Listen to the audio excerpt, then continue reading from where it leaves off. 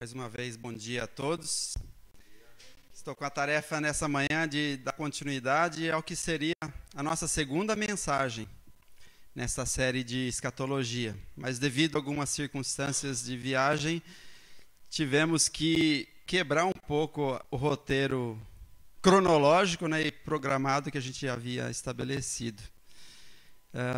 Esta matéria, esse conteúdo de hoje, ele é mais um dos que dá base para a interpretação que nós temos sobre a escatologia, sobre acontecimentos futuros, para a maneira como a gente interpreta nessas profecias. Só para a gente pegar um pouquinho o fio da meada, o Giovanni tem utilizado, sempre na introdução dos seus estudos, um quebra-cabeça. Quem está pegando a sequência desde o início, apesar de algumas coisas serem muito novas para muitos, mas se você pegar um pouquinho o ponto importante... Obrigado. Estou derretendo aqui. Fui eu quem tirei os ventiladores, agora eu estou padecendo aqui. Se todos pegaram cada ensino desde o primeiro domingo de agosto e estão pegando o foco principal de cada lição, já pode começar a juntar as peças que vai começar a se encaixar. Mas caso você não tenha pego esses estudos, talvez esse pequeno gráfico aqui, inicial, já ajuda a lançar um pouco de luz e entendimento para que você esteja começando a montar a doutrina da escatologia, a doutrina das últimas coisas, profecias referentes aos últimos acontecimentos que Deus programou. Tudo parte da hermenêutica, ou seja, das regras de interpretação. Por isso que nós temos muitas denominações bem distintas uma das outras, né? As duas linhas básicas de interpretação bíblica são essas duas que aparecem logo aqui embaixo.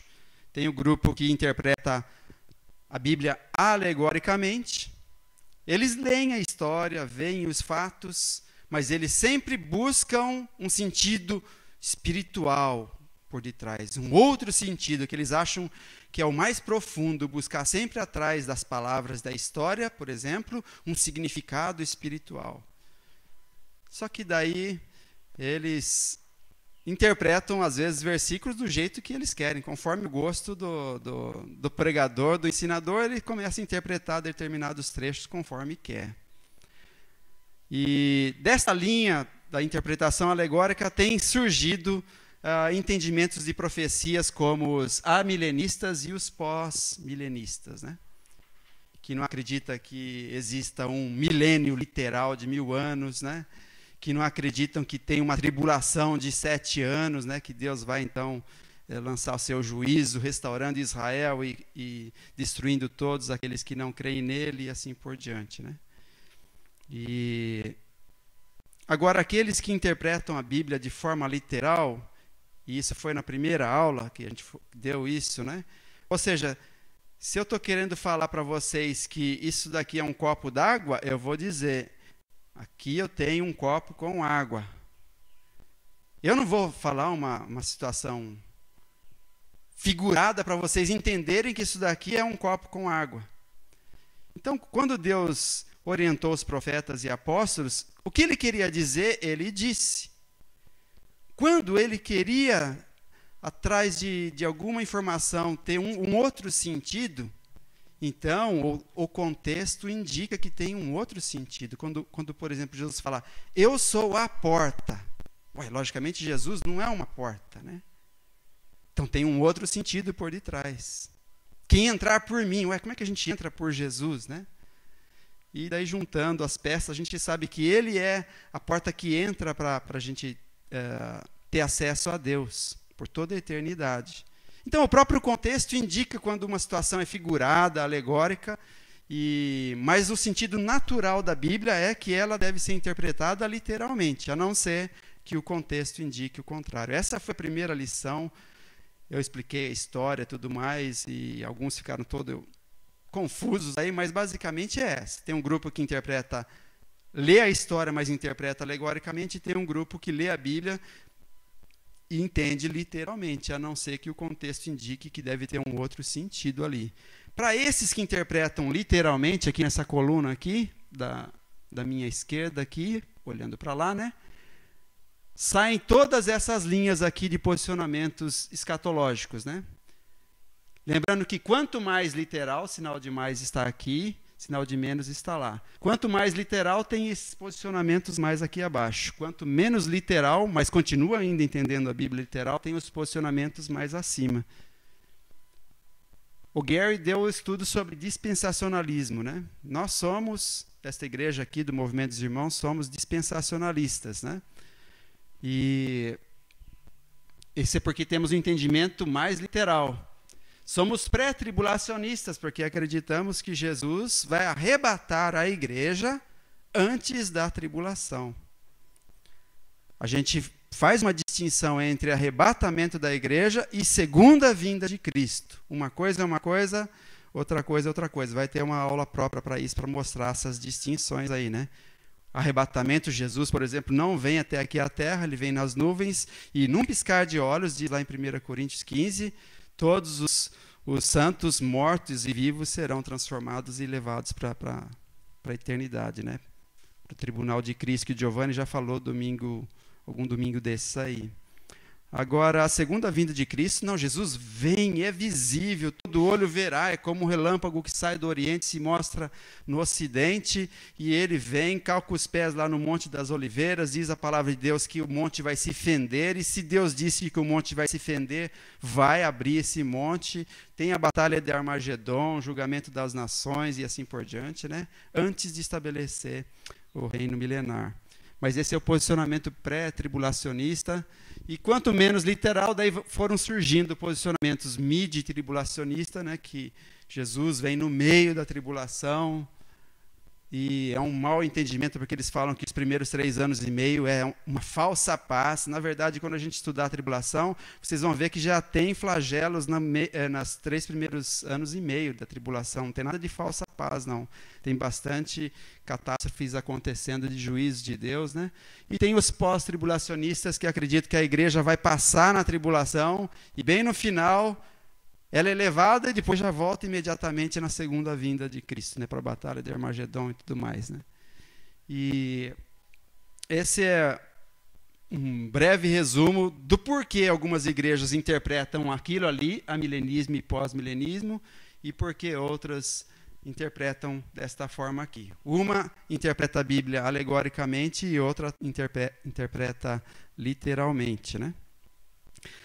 Agora, os que interpretam a Bíblia literalmente entendem que na Bíblia tem algumas alianças que Deus fez com Israel em específico, um povo que Deus estabeleceu no Antigo Testamento. E ele fez algumas promessas e essas promessas não foram cumpridas por total ainda. E como Deus não é mentiroso, ele ainda tem que cumprir o que ele prometeu. Porque entendemos a Bíblia literalmente. Se ele falou, eu vou fazer isso, vou te dar isso e tal, ele vai fazer, né? Agora, os que interpretam a Bíblia alegoricamente falam, não, aquilo ali são alianças condicionais. Como eles não obedeceram a Deus, eles perderam tudo aquilo que Deus prometeu.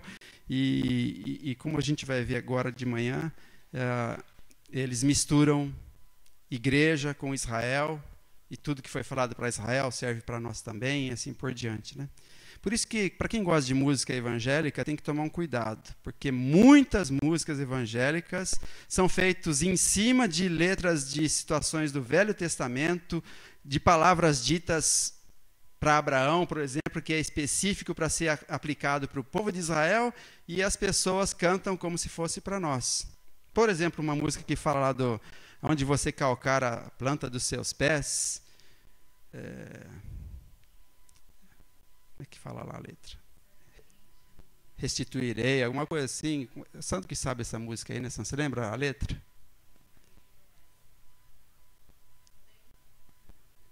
Então tem muitas coisas, eu não lembro agora a letra, veio à mente agora, mas no fim eu pensei que sabia da letra, mas não sei. Mas tem muitas letras de músicas que falam de situações do Velho Testamento específicas para o povo de Israel, E elas são cantadas e aplicadas como se fosse para nós. Poxa, se onde eu calcasse a planta do meu pé fosse meu, eu estaria rico, né? Mas está falando de uma situação para Israel, lá na terra de Canaã, que foi a terra prometida por Deus para Israel, né? Então, o assunto de hoje vai ser sobre isso.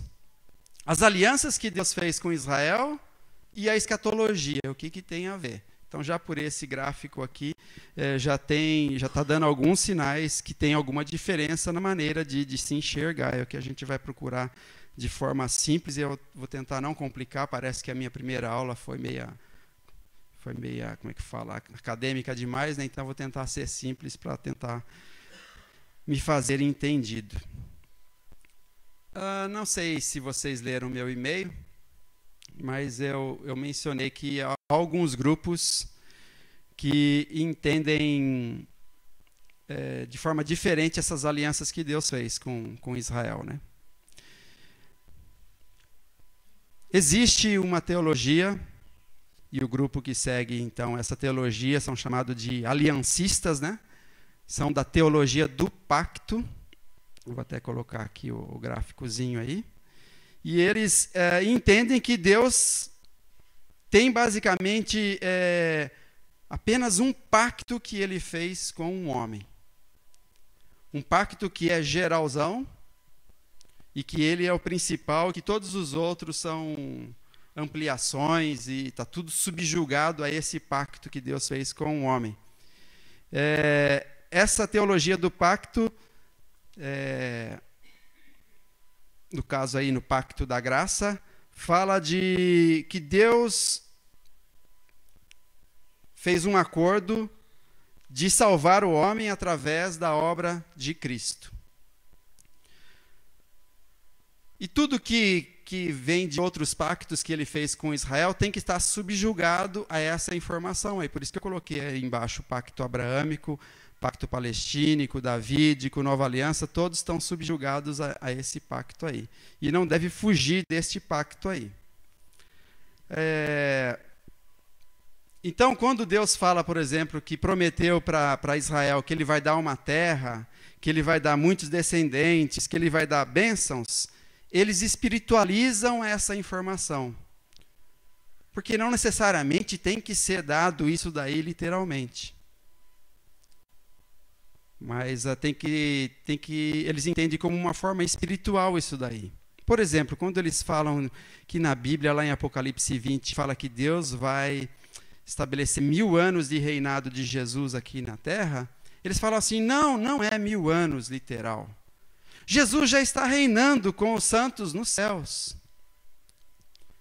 E esse reinado aí é desde quando ele veio aqui na Terra, na primeira vinda, até a sua segunda vinda. Então, não necessariamente são 1000 anos literais, né?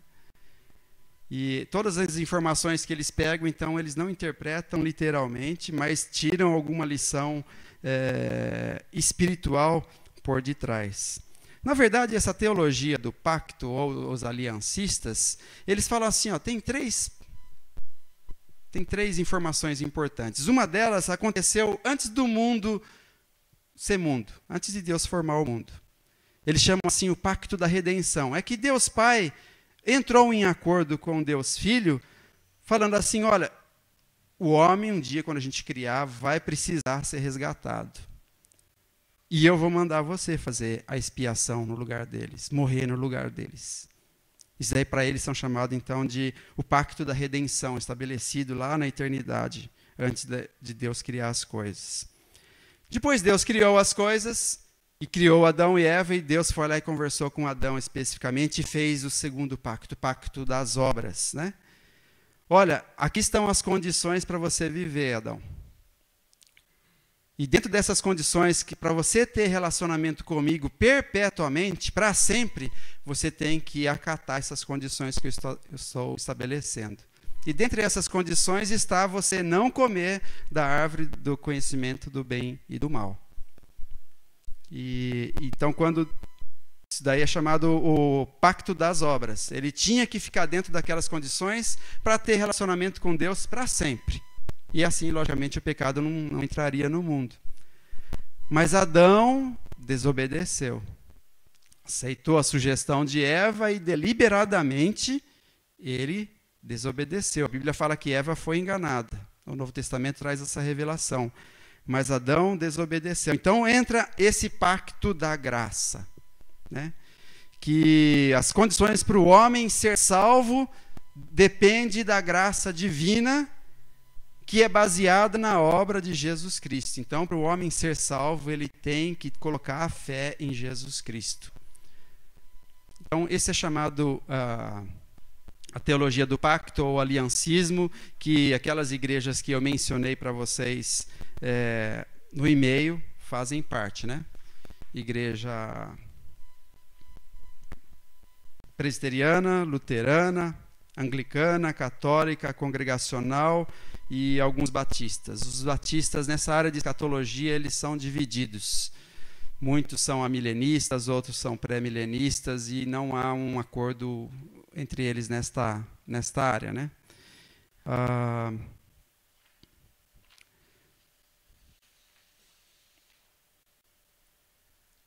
Como é que eu simplifico as coisas aqui?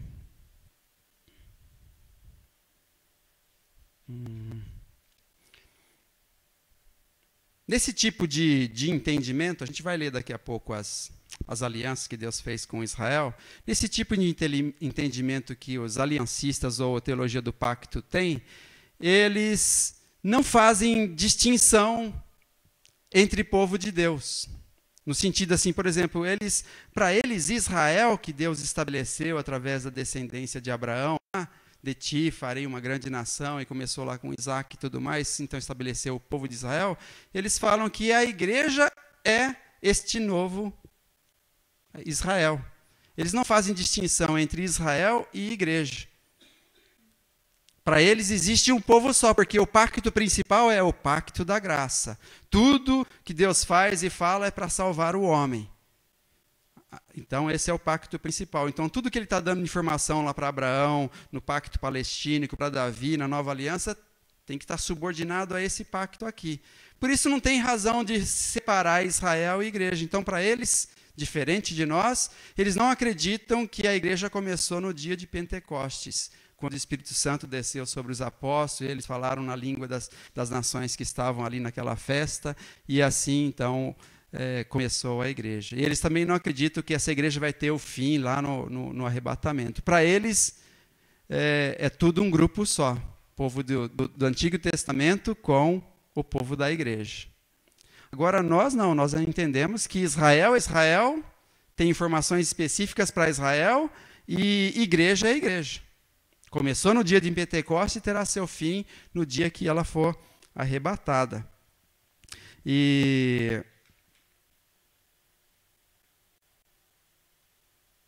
essa teologia do pacto, ela começou, só para título de informação, que tem historiador aqui no nosso meio, né? Começou com os reformadores, né? Dois caras antes da reforma chegaram a mencionar alguma coisa que dá a entender a teologia do pacto, como o Zwinglio e o Bullinger, deve ser isso o nome. Mas os reformadores, quando então estabeleceram algumas doutrinas e uma teologia diferente da Igreja Católica, por exemplo, eles compraram essa ideia da teologia do pacto, né? O Calvino comprou essa ideia, mas mais especificamente lá no século XVII é que veio ser conhecida então a teologia da aliança, ou a teologia do pacto, que essas igrejas que eu mencionei para vocês abraçaram essa teologia do pacto.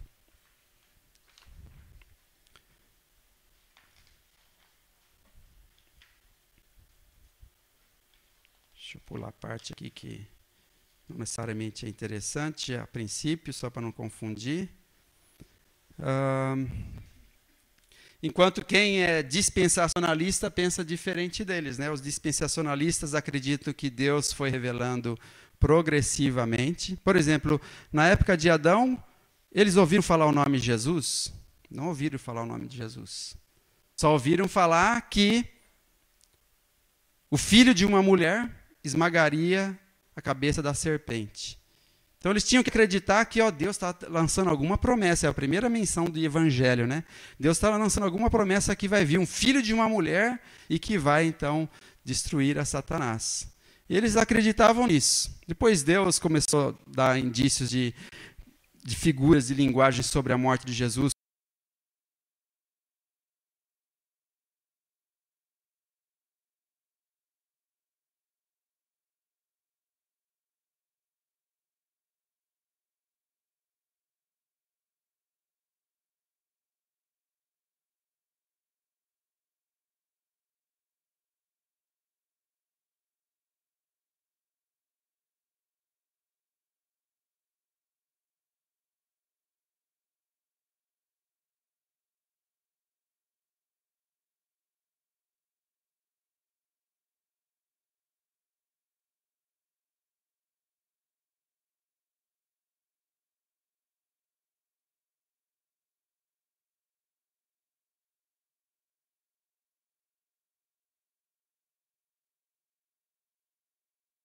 Que Deus ia providenciar. Não que ele não acreditasse em Jesus. Ele acreditava nas palavras que Deus diz a respeito de um libertador, né? Então, o dispensacionalismo acredita, assim, em uma revelação progressiva, interpreta a Bíblia literalmente e faz distinção entre Israel e igreja. Algumas distinções aqui, só para título de informação, entre Israel e igreja. Por exemplo, Israel, ele recebe promessas terrenas. Como eu falei, Deus prometeu determinadas coisas, a gente vai ver rapidamente ainda, mas ainda não se completaram essas informações. Faltam coisas nessas promessas que Deus fez para Israel. A igreja não, a igreja recebe promessas celestiais, além de bênçãos terrenas, mas promessas celestiais. Israel é a semente física de Abraão. A partir de Abraão ia ter descendentes que então iria constituir um povo chamado Israel. Agora, a igreja é a semente espiritual de Abraão. A mesma fé que Abraão teve para ser salvo, aqueles dessa época que nós vivemos agora, para ser salvo, tem que ter a mesma fé também. Nós recebemos a semente espiritual de Abraão. Não somos descendentes de Abraão. Não somos judeus.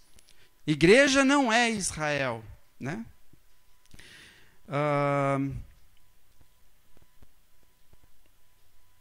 Israel passou a existir a partir da chamada que Deus fez para Abraão. Sai da tua terra, da tua parentela, tal, de ti farei uma grande nação. Israel começou a partir daí. E a Bíblia fala que a igreja começou a partir da descida do Espírito Santo, 50 dias depois que Jesus foi ressurreto. Israel viveu, e ainda vive, né, sob a lei.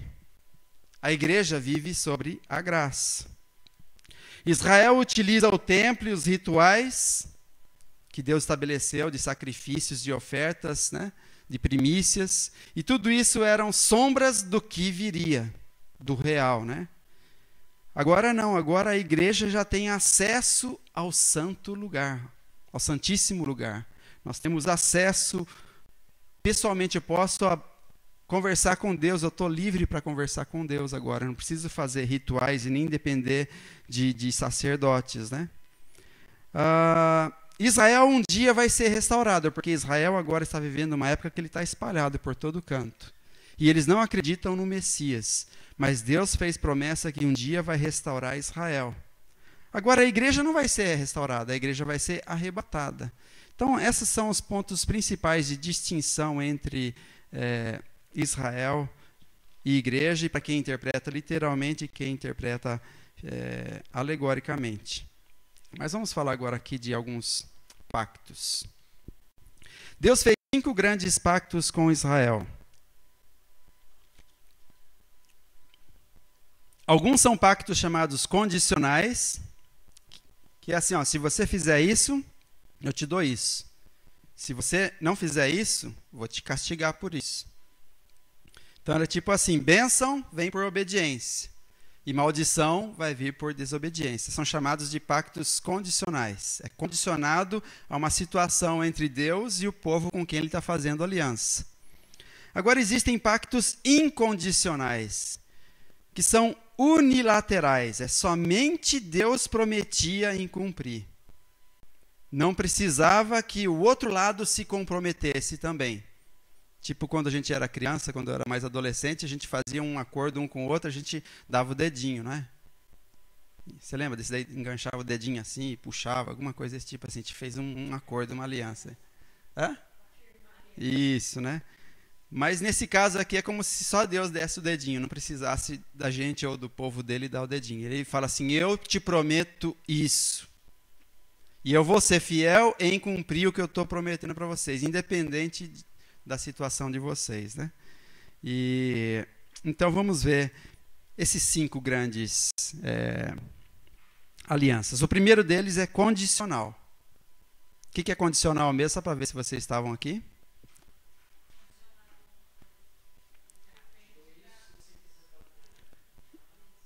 Isso. As duas partes têm participação, né? Um promete uma coisa e o outro fala assim, eu estou entrando nesse acordo aí, né? Só que essa parte aqui, se você não fizer, vai ter maldição. Daí o outro lado falou assim, tudo bem. Né? Então os dois entraram num acordo, isso é condicional, né? E o pacto condicional dentre esses 5 que eu quero mencionar é o chamado pacto mosaico. É o pacto que Deus fez com Moisés. Não está aqui nesse gráfico aqui não, tá? Mas é o pacto que Deus fez com Moisés. E esse pacto continha 613 mandamentos. Nossa vida! E eles tinham que cumprir os 613 mandamentos. Mas com quem Deus fez o pacto? Com Israel. Vamos ver então, quem puder me ajudar na leitura, Êxodo 19, versículo 3, versículo 5, versículo 6 e versículo 8. Vamos lá, Êxodo 19. Vamos ver um pouquinho desse pacto condicional. 3, 5, 6 e 8. Quem quiser ler, por favor.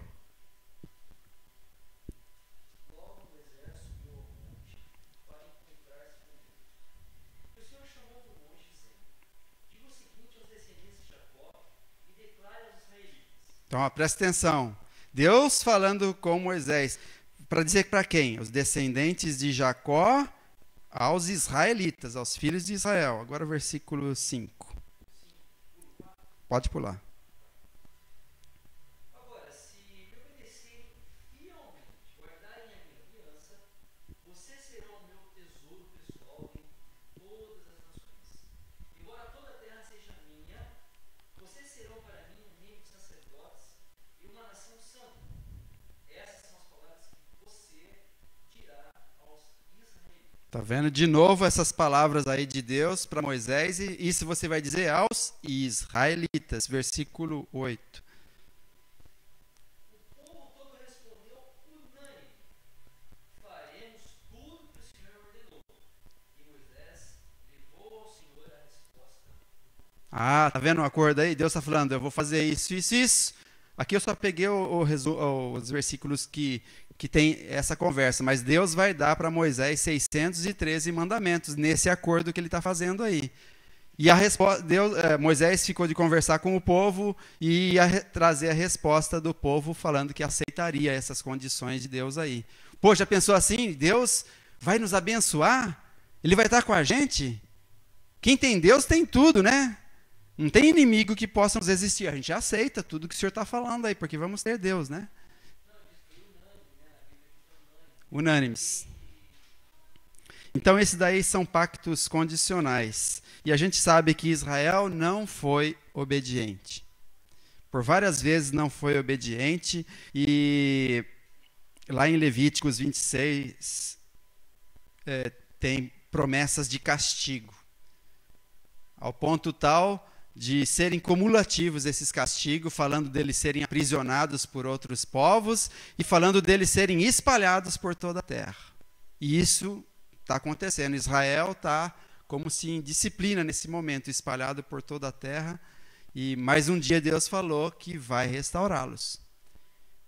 E Deus ainda não cumpriu as promessas incondicionais que ele fez, que a gente vai ver daqui a pouco. Eu não vou entrar em detalhes dos 613 mandamentos, mas então esse dos 5 grandes pactos, esse é o único que eu vou mencionar que é condicional. Se você obedecer essas leis aqui, eu te abençoo e faço isso, isso e aquilo, né? Arar. Vai restaurar na tribulação. Tribulação é um período que Deus está tratando com Israel para restaurá-lo, né? E fala lá em Romanos que todo Israel será salvo, ou seja, todo Israel vivo naquele momento, porque vão morrer cerca de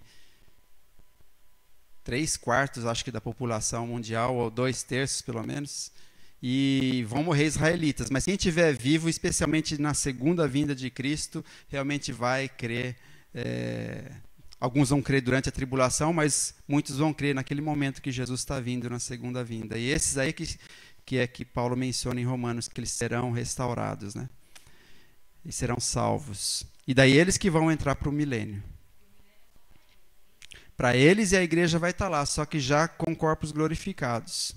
Vocês vão estudar isso com Giovanni, né? Vai ter a Jerusalém Celestial, que daí os crentes, eles habitam nessa Jerusalém Celestial, mas vêm à terra e governam com Cristo, né? Davi vai estar também aqui na terra, governando com Cristo e assim por diante, né? Os crentes do Antigo Testamento vão estar no milênio. Agora, os 4 outros pactos que eu vou mencionar são incondicionais. Só depende da fidelidade de Deus. Não depende do homem fazer ou não fazer.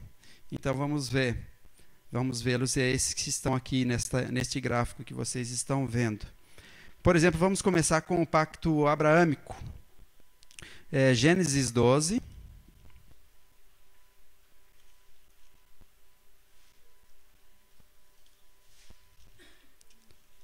Versículos 1, 2, 3. Quem quer ler?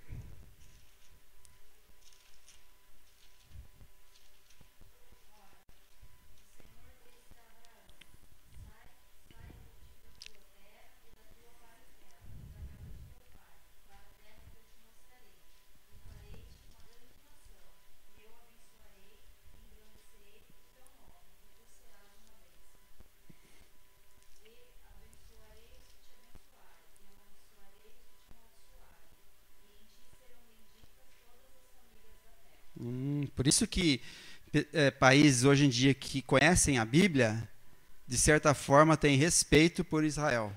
Porque acreditam ainda que Deus não esqueceu Israel, é a menina dos olhos dele, e Deus ainda tem muitas coisas a realizar através do povo de Israel. Porque está até falando aqui, quem te amaldiçoar, será amaldiçoado, quem te abençoar, será abençoado, né?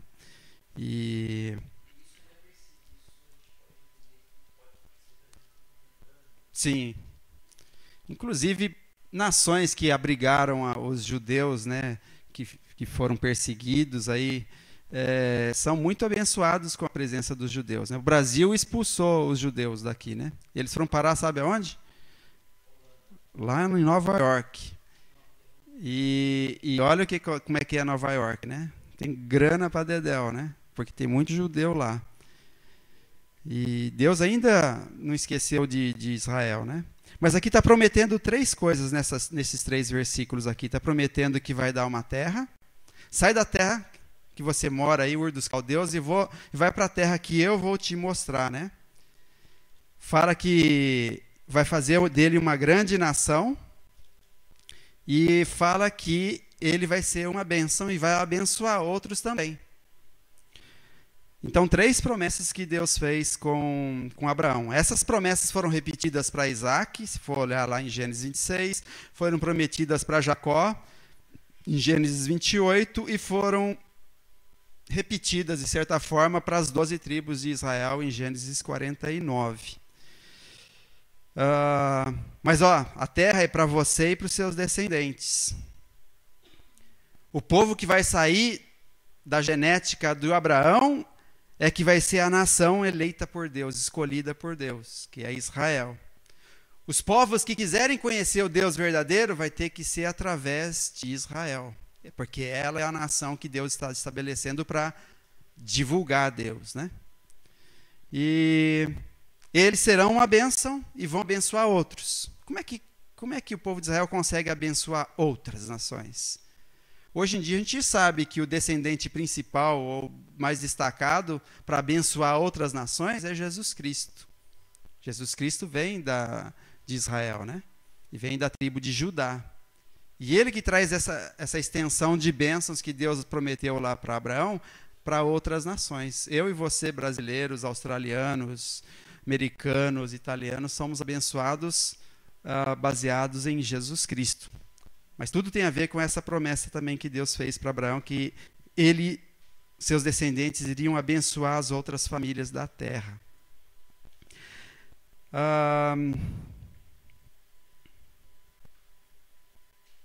Eu quero só destacar, antes de prosseguir, a informação que fala que foi Deus que fez sozinho este pacto. Abra em Gênesis 15.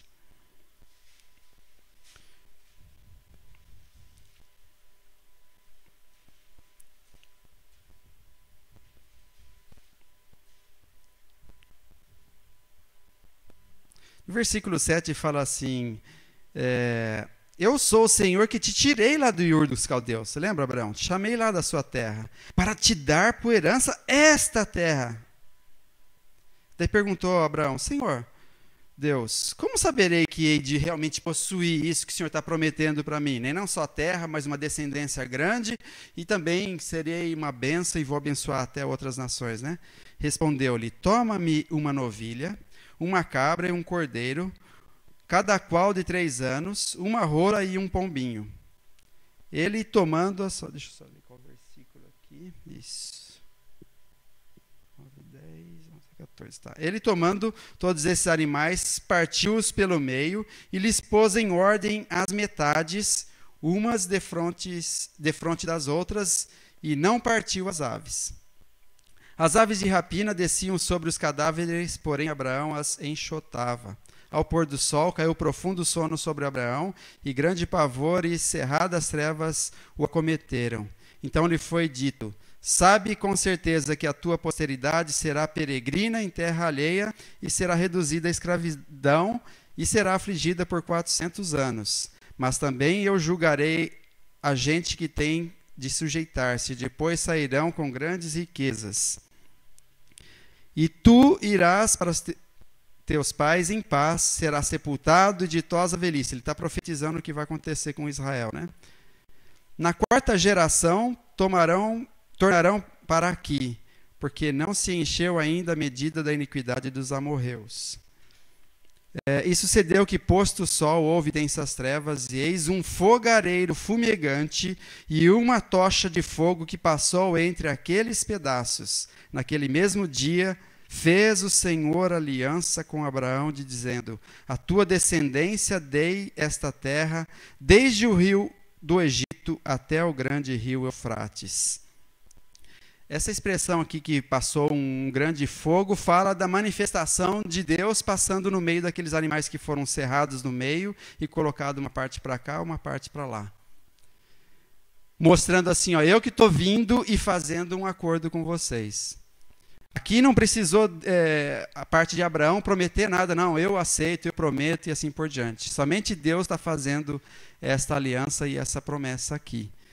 Mas essas coisas que Deus prometeu aqui ainda não foram cumpridas.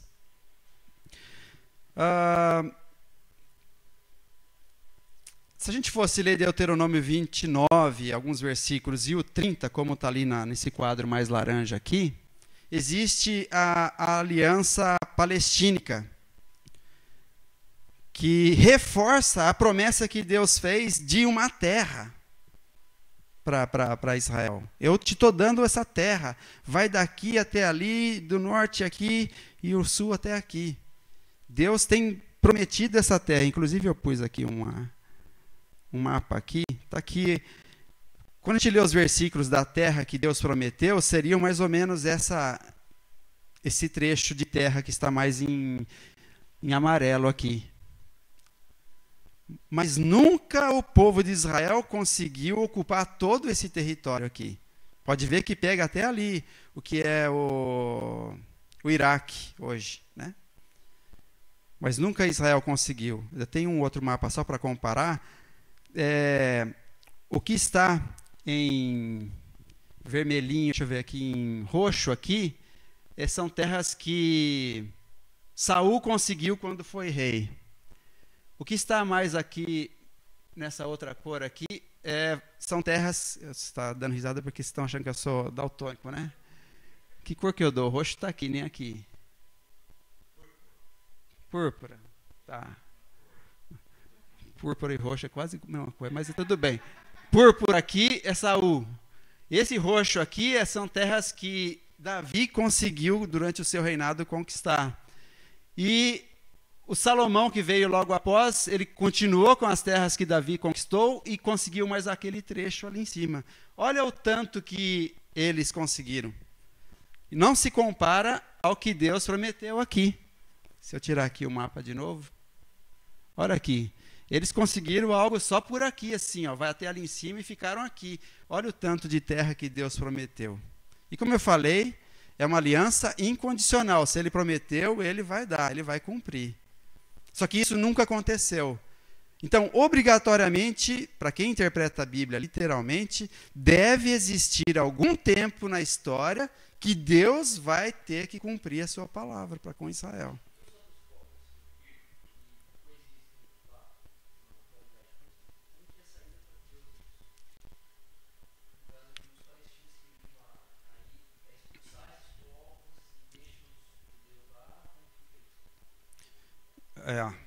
Vai acontecer guerra direto, né? Porque ninguém, a não ser quem entende a Bíblia ou o próprio povo de Israel, que entende a promessa que Deus fez, entende que aquela terra ali é deles, né? Então, mas os outros povos que moram ali não entendem isso, né? Entendem que também são deles. Nesse tempo que Israel ficou fora, disperso pelo mundo, outros grupos tomaram posses ali, e eles acham que têm direito, né? Então vai estar Israel lutando para querer a sua terra de volta, e vai estar quem já morou lá nesse tempo que Israel estava ausente, vai lutar para falar, não, isso aqui é terra nossa, conquistada pela gente. E por isso que ele tem o respeito, como eu digo, de Estados Unidos e Grã-Bretanha, especialmente, porque são países que são colonizados usando a Bíblia, né? E por isso que eles sabem dessa situação que Deus tem de promessa com Israel, né?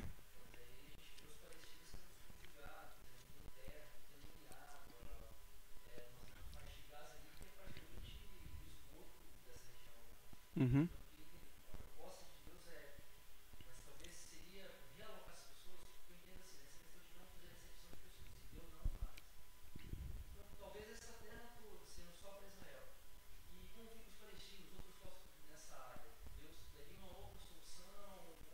Eu sei, Remédio, que isso pode, assim, criar na nossa mente, assim, mas Deus não é tão injusto assim, ele, como você até usou o termo, fazer acepção, né?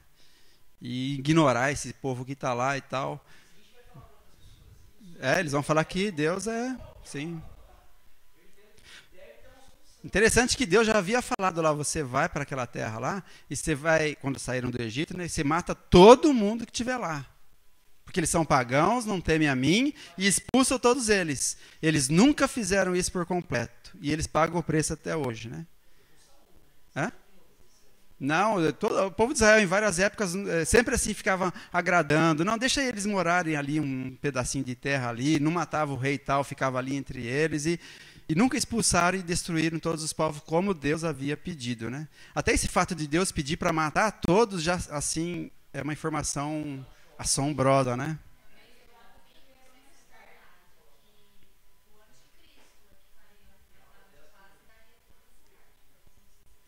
De dar toda essa terra, não sei se ele faria, mas ele como o mundo inteiro vai estar se voltando contra Israel, né? E o anticristo, então, vai, com as suas nações e seu poderio militar, vai fazer um acordo, falar assim, eu protejo vocês, né? Mas só que é um acordo que nos 3 anos e meio da tribulação vai ser rompido, bem na metade, né? Mas ele não fala lá que vai dar essa terra, né? Você vai dar só proteção para as outras nações não virem e destruírem. Israel não precisa dessa proteção, porque Deus já falou, eu que protejo vocês, né? E quando Jesus vier no final da tribulação, na batalha de Armagedon, ele vai destruir sozinho, sem ajuda de anjos, Jesus sozinho vai destruir todos os que não creem nele e que atacaram Israel, né? Mas na aliança palestínica tem uma ampliação dessa como é que fala? Promessa da terra. Na aliança davídica, deixa eu voltar lá, o gráfico. Na aliança davídica, Deus fala assim que... Deixa eu abrir aqui. Na aliança palestina, que é só voltando aqui, Deus fala que um dia vai restaurar Israel na própria terra deles, né? E nessa terra que Deus está prometendo, todo esse tanto daquele mapa que eu mostrei ali. Na aliança palestínica, Deus promete casa, trono e promete reino. Tem um outro gráfico aqui, ó. Na aliança palestínica, Deus promete... davídica, desculpa, promete casa, ou seja, descendentes físicos. Em todas as descendências sempre teriam uma linhagem de descendentes físicos de Davi. Essa linhagem nunca iria se extinguir. Deus promete trono, quer dizer poder e autoridade que um rei tem. Isso é eterno também. E Deus promete um reino, que é a extensão do poder que um rei tem. Vai ter um reino da qual Davi vai estar reinando perpetuamente, né? Mas tudo isso daí acontece através de Jesus Cristo, que é o que vem da linhagem de Judá, da família de Davi. Então, através de Jesus, Davi tem a sua promessa cumprida, com casa, reino e trono para toda a eternidade. Voltando aqui, em Jeremias 31 tem a promessa da nova aliança. Eu estou correndo com o relógio aqui, era para estar lendo todas essas referências, para não ficar algo só eu falando aqui. Mas vamos ler Jeremias 31, versículos 31 a 34, fala da nova aliança. Só uma informação, desde 586 a.C., não tem um descendente de Davi no trono. Mas Deus não prometeu na aliança davídica que perpetuamente, ou seja, para sempre, teria um descendente reinando? E teria um reino? Então, isso tem que ser cumprido ainda. Quando a gente lê informações sobre milênio, a gente vê que Davi vai ser o corregente com Jesus lá em Jerusalém. Davi vai ressuscitar no final da tribulação e vai entrar no milênio e vai reinar com Cristo. E esse reinado vai ser perpétuo, vai entrar para a eternidade futura, né? 31 de Jeremias, versículos 31 a 34, fala da nova aliança. Pode ler, quem achou.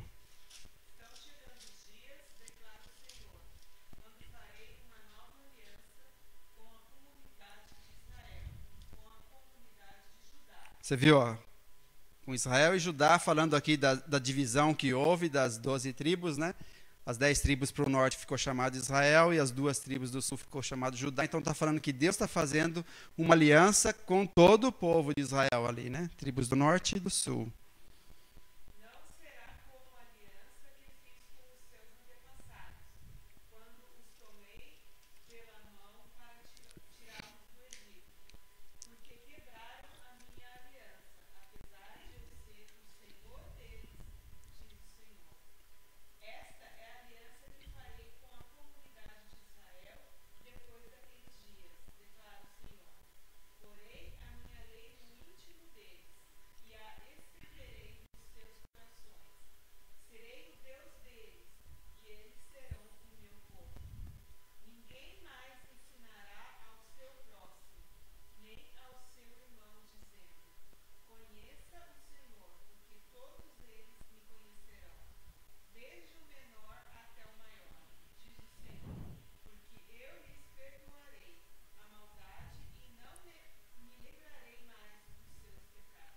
Essa é chamada de nova aliança, né? Uma aliança nova que Deus está fazendo. E ela foi estabelecida com a morte de Jesus na cruz, né? Mas é uma aliança que foi feita para Israel. O que eu e você, como igreja, temos de benefício nisso é que, através da aliança que Deus fez na cruz, através de Cristo, do sangue dele derramado, perdoando os pecados, eu e você, gentios, né, que não somos judeus, a gente se beneficia dessa aliança que Deus fez com Israel. Porque através de acreditar em Jesus como Salvador, temos bênçãos espirituais recebendo através desse pacto lá na cruz. Mas aqui está falando que um dia Deus vai fazer isso, isso e isso com Israel.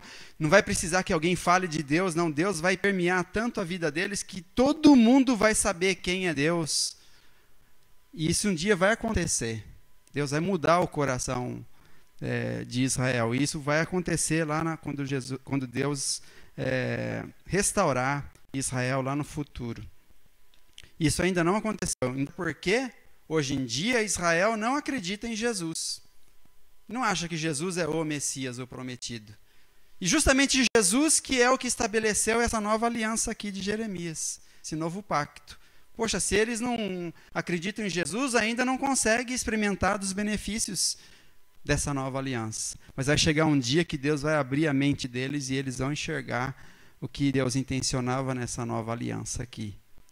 Hoje em dia, quem está aceitando somos eu e você, que fazemos agora parte da igreja, que não somos Israel, né? Então, basicamente, essas são algumas alianças incondicionais. São 4 aí. A condicional é aquela lá de Moisés.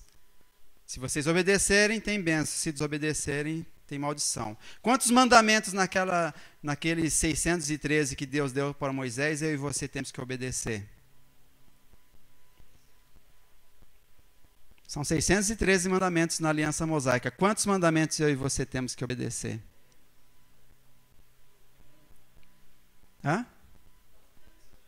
Nenhum mandamento. No Novo Testamento, algumas informações é como se fosse uma repetição de mandamentos desses 613 aí. Algumas informações. Mas isso não quer dizer que eu estou debaixo dos 613 mandamentos que Deus deu para Moisés, para Israel. Então, olhando nesse prisma assim, que é lei de Deus para Israel, eu não tenho que obedecer nenhum. Mas no que Deus renovou ou repetiu no Novo Testamento, eu obedeço. Mas não é a lei de Moisés para mim. É lei de Deus para a igreja. Daí eu obedeço. Pode ser. Por exemplo, amar a Deus sobre todas as coisas e o próximo como a ti mesmo, então eu posso obedecer aquilo ali. Aquilo é repetido até em algumas cartas no Novo Testamento, né? Mas isso não quer dizer que eu estou debaixo da lei, apesar de ter algumas semelhanças de informações. Eu estou debaixo de uma orientação de Deus para a igreja, e não debaixo da orientação que Deus falou para Moisés para o povo de Israel, né?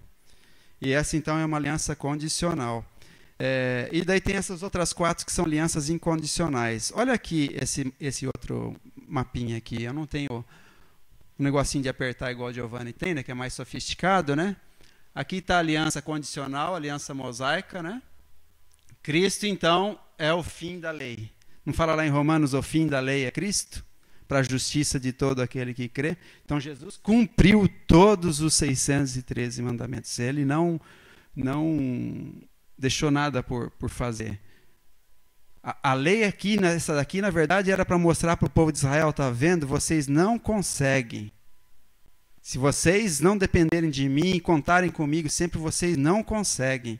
E fala na Bíblia que a lei veio para mostrar o nosso pecado. Para mostrar que somos pecadores, somos errados. Ninguém conseguiu cumprir toda a lei, a não ser Jesus Cristo, né?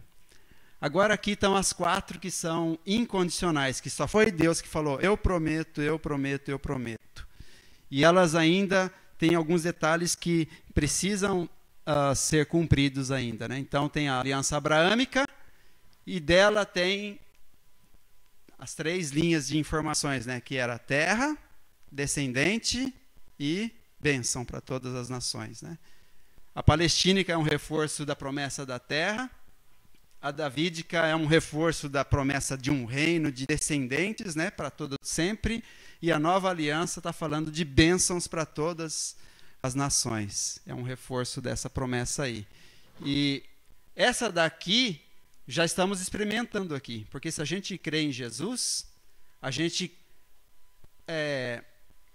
recebe o benefício das bênçãos espirituais que Jesus conquistou na cruz. Então, a gente está adquirindo parte dessas bênçãos que Deus prometeu desde lá com Abraão. Mas nós não estamos debaixo das informações aqui, só estamos recebendo os benefícios espirituais de se crer naquele que fez a nova aliança, Jesus Cristo, né?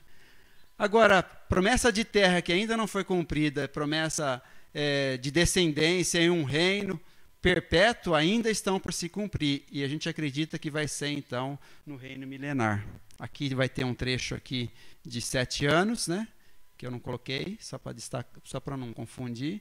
Então, precisa de um tempo no futuro ainda para cumprir essas promessas aí. Essa é uma diferença entre dispensacionalistas e os aliancistas, né? A igreja presbiteriana não acredita, por exemplo, nesse monte de informações aqui, como se tem que se cumprir tudo isso daqui, não. Para eles é só interpretar o sentido espiritual da coisa por detrás, já é o suficiente, né? Então não tem que ter uma terra literal, Deus não tem que dar todo aquele pedaço de terra lá e assim por diante, né? Presbiterianas e outras daquelas que eu mencionei, né? Eu estou dando nome aos bois porque as pessoas precisam saber. Tem gente que muda de igreja em igreja e nem se preocupa com doutrina, né? Eu vou para aquela porque ela é mais animada, os bancos não são duros igual esse aqui, é acolchoado, tem ar-condicionado, estou vendo vocês aqui assim, né, e tal, mas não se preocupa com doutrina. Não estou dizendo que a nossa igreja é melhor que as outras, né? Mas quem for mudar de igreja para igreja tem que ser coerente, né? Eu ia falar que é como partido político, mas partido político não tem nada a ver, né? Mas deveria ser como partido político, né? A gente escolhe um partido por causa dos ideais, né?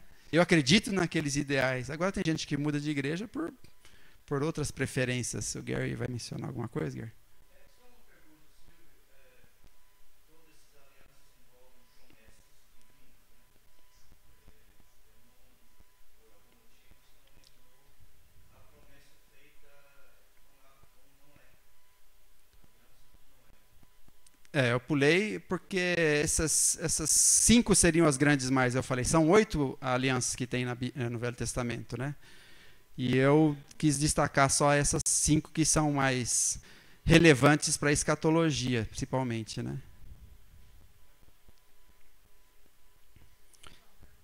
Pode.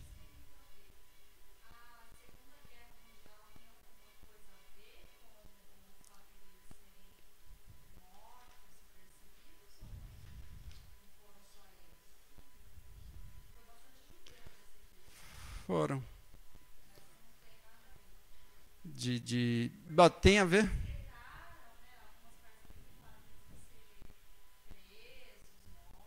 Isso. Faz parte dessas disciplinas que Deus está lançando sobre Israel, né? Mas acho que não tem uma profecia específica, talvez falando do grande morticínio que houve na Segunda Guerra, né? Muita gente morreu também, mas especialmente judeus aí, né?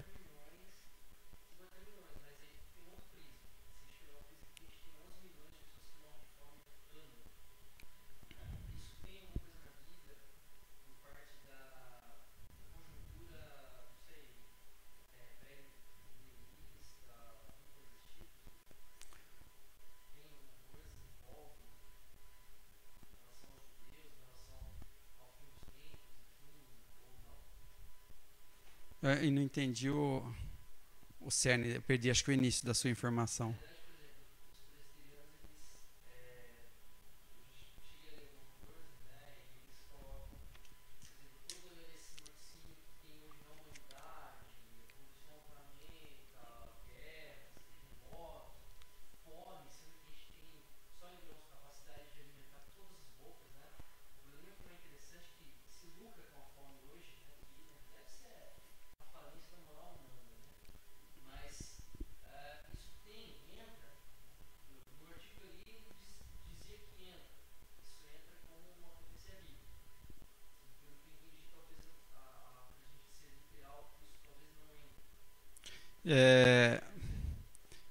Bom, o que eu entendi é assim, por exemplo, os pós-milenistas, né, que não acreditam num milênio, por exemplo, literal e tudo mais, as tribulações, eles acreditam que o mundo, a tendência dele, cada vez mais que está vindo aqui para o fim, Ignore esses outros detalhes, mas imagine a linha do tempo, cada vez mais que chega aqui para o fim, o mundo cada vez mais vai ficar cristianizado, vai ficar melhor, vai haver mais justiça, vai haver mais paz. Então, subentende que, havendo mais justiça, então vai ter mais distribuição de alimento e mais...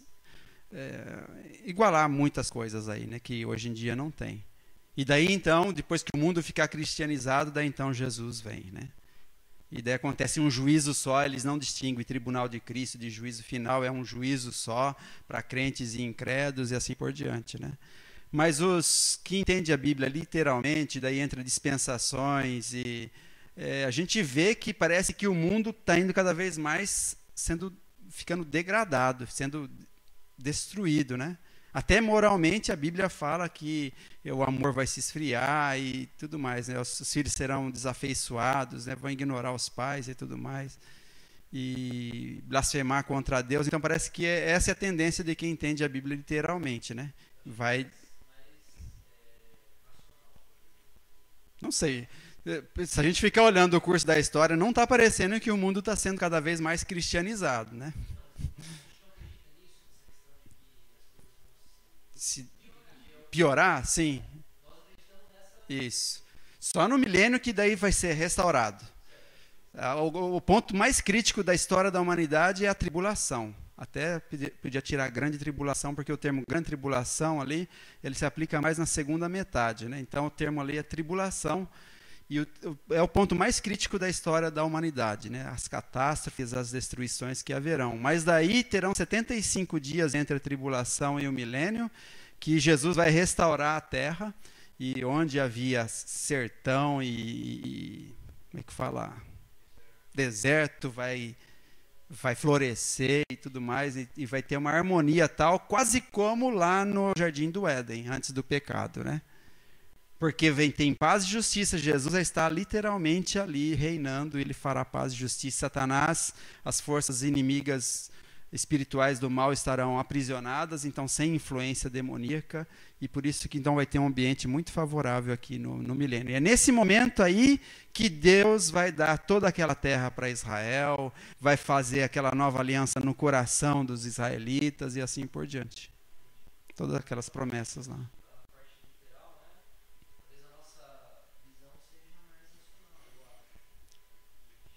Então, se você participasse de uma igreja que tinha aquela interpretação alegórica, você talvez não estaria falando isso, né? Mas a interpretação alegórica foge de todos esses detalhes aí, né? A interpretação literal enxerga esses detalhes que estão sendo descritos aí nesse mapa que vocês estão olhando.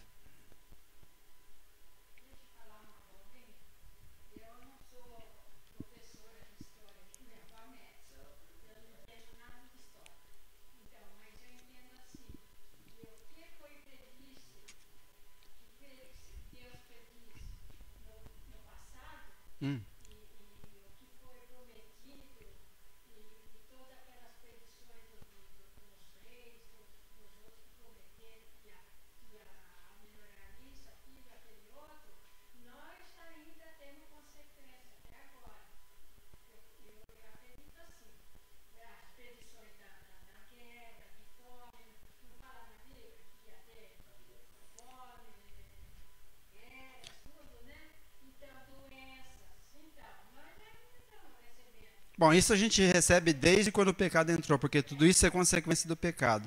Mas os textos que talvez a senhora esteja pensando, muitos deles se referem aos sinais antes da segunda vinda de Cristo. Por exemplo, Mateus 24, que a turma interpreta para nós, não são sinais para o arrebatamento, mas são sinais para a segunda vinda. Então, aquelas informações que estão sendo ditas, por exemplo, em Mateus 24, encaixa ali naquele período de tribulação ali. Porque para arrebatamento da igreja não tem sinais. Agora, mortes, terremotos, doenças, sempre teve. Não, mas a herança é do pecado lá do Adão que a gente herdou. Mas a gente não pode pegar essas informações como sinais que está, por exemplo, no fim, né? Sim, mas assim, mas se a gente for pegar como sinais de que está o fim, outras pessoas em outras épocas poderiam dizer que teve bastante doenças e morticínios e guerras e tudo mais lá. É que hoje a gente contabiliza isso muito mais fácil do que por exemplo, em outras épocas, né? Só pensar, depois da Revolução Industrial, você tem um aumento no armamento, por exemplo, a Alemanha, a Inglaterra, a França, tudo, explosão, né? Uau, tem até a competição de quem tem arma melhor. Não tem como você comparar uma lança romana, que era a melhor possível, super tecnológica, com uma metralhadora, uma Thompson, por exemplo. Então, você, obviamente, você vai gerar mais mortes, né? Então, talvez isso que o Ana colocou ali. Mas vê lá o Sansão. Sansão com uma queixada de... Do quê? De boi? Ele matou quantas pessoas? Ele não tinha metralhadora, mas com uma queixada ele matou... Eu não lembro quantas pessoas. Mas guerras, doenças, terremotos sempre existiram. Hoje a gente contabiliza e dá a impressão que parece que temos mais. Pode até ser que sim, porque a gente não tem os dados certos do passado, né? Então, é isso que eu estou querendo dizer. E outra coisa, a saúde hoje, né, tem muito mais recursos. Na época, uma gripe matava um vilarejo inteiro. Né? A própria Pneumonia no início do século XIX, né?